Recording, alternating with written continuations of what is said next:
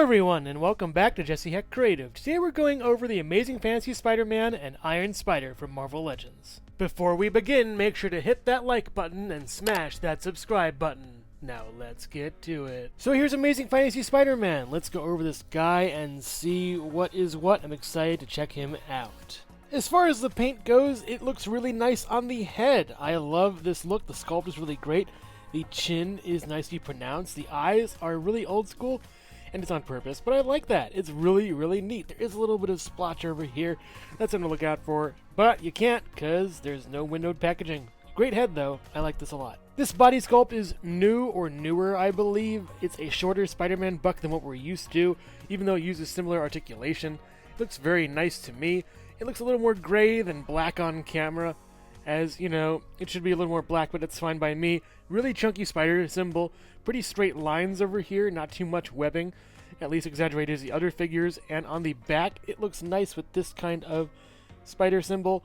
I like it. It looks really cool and better in person and less shiny in real life. The legs are standard by now, has standard articulation, and are just fine. The webbing on the feet and legs are really good.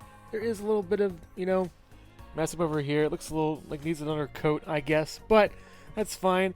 It's a shame this figure doesn't have the adequate, paint that it really could. They probably just give it a rush job for the figure, but it still looks nice over here. The legs are just standard, regular Spider-Man legs. Not much you can do about that, but as a whole, this figure looks really nice so far. He comes with two hands that can swivel and then rotate on the joint. Looks pretty good.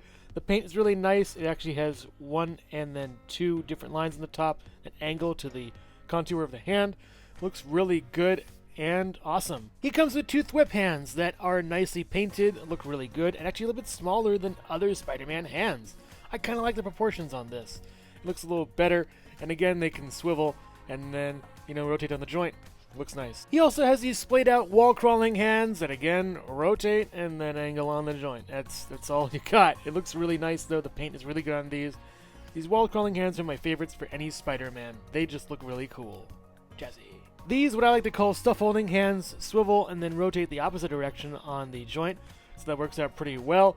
They're really well sculpted, painted, and are just pretty awesome hands. They look really fantastic on this guy. These hands are great for holding this web effect he comes with. It looks more metallic than the other Spider-Man web effects. We have clear, we have metallic, we have white.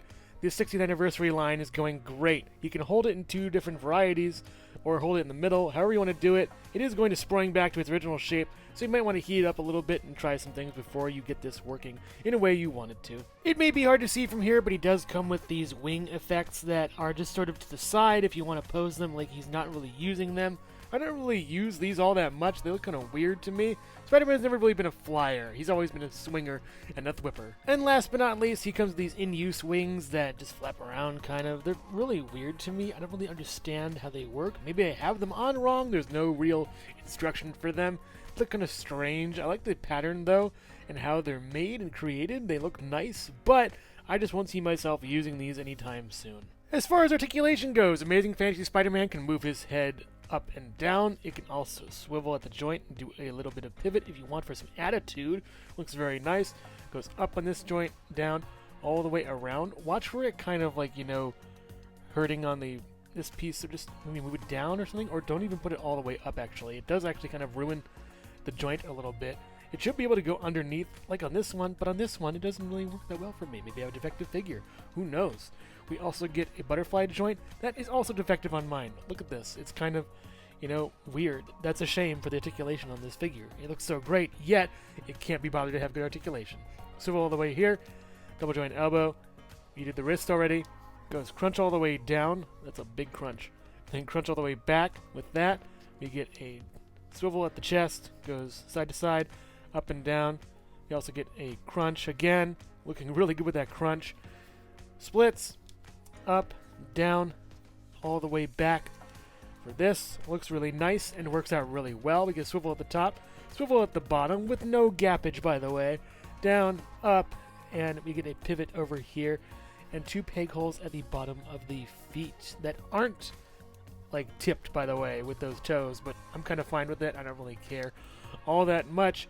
Good articulation, but mine could be a little bit better personally. Amazing Fantasy Spider-Man stands at just under 6 inches tall. So here's Amazing Fantasy Spider-Man next to the Renew Your Vows Spider-Man and the Retro Carded Spider-Man, and I find that these three are in a weird kind of conundrum with the scaling. The Renew Your Vows one is kind of bigger than the rest. The Retro is in a pretty good size. The Amazing Fantasy might be a little bit short for me, but I'll take that over the weird ball-jointed hips that the other two have with those hinges. It's just kind of strange to me. This one has a nice look, and you can actually pose it, I think, in better ways than you can with the other ones. It's the nice happy medium to the other two. And also here, Jesse Hecht Creative. Wow, that's a lot of wings. Are you a fan of Paul McCartney or fried chicken? Hello everyone, and thank you so much for watching so far. Make sure to click like, subscribe, share, and leave a comment. You can also click the bell icon for more creativity. Now let's get back to it. So here's Iron Spider. He may not look impressive now, but he will in a little bit. Stay tuned for that. So here's the Iron Spider head. There is some paint that goes out from the eye, and that kind of distracts from it a little bit, especially over here too. It's a nicely painted head as far as the color is concerned, and the shine and sparkle, but the rest could be a little bit better. The body also has a lot of overspray right here, here, kind of everywhere a little bit, and some chipping over here too. There are some gauntlets that look pretty nice, but that's all because it's one solid color, and the body is a different color from the rest of the limbs. Like the legs and the arms are different color than the actual body.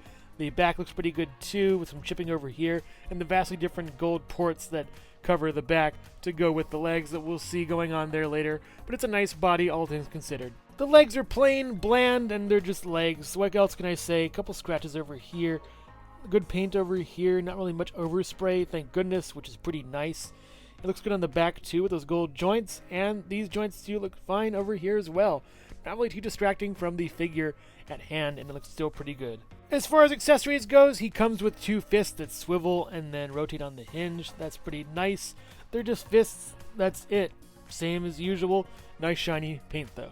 Tooth whip hands, same mold, different plastic I think. They're a little shinier, a little gummier. I would think they swivel around and then rotate on the hinge. Same as usual, same as always, but they're just a little more plain, a little bit more sparkly though. But who needs whip hands when you have the main attraction, the spider leg for Iron Spider? It is really nicely done here.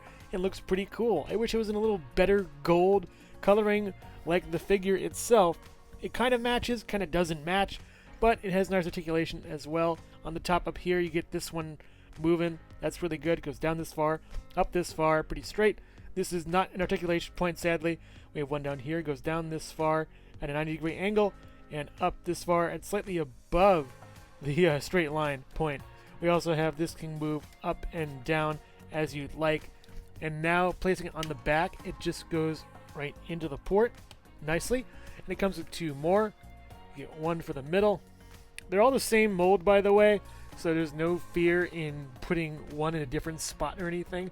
I would put these stronger jointed ones because there are some weak joints here to the sides, and then the weakest one to the middle probably, or either, whatever.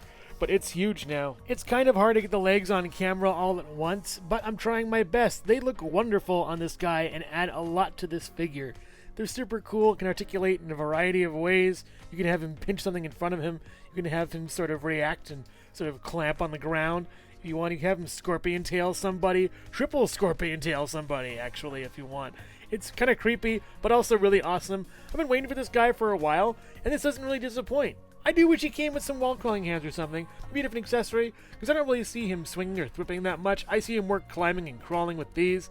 But it's still cool to have Iron Spider in any way, shape, or form, and I'm pretty happy with this figure as is, I guess. As far as articulation goes, be aware, this guy is pretty gummy at some points. He goes back, forward, swivel all the way around, a little bit of pivot and tilt for attitude, up on this side, around, a little bit loose on this, get some butterfly joint in there, swivel all the way around, goes up this far, a little bit loose and gummy again. We also have a crunch down this far, crunch back, most solid joint thus far, waist swivel over here. We have splits over here, very nice on that. Goes up this far, back this far, all the way back to the double knee this far, pretty good.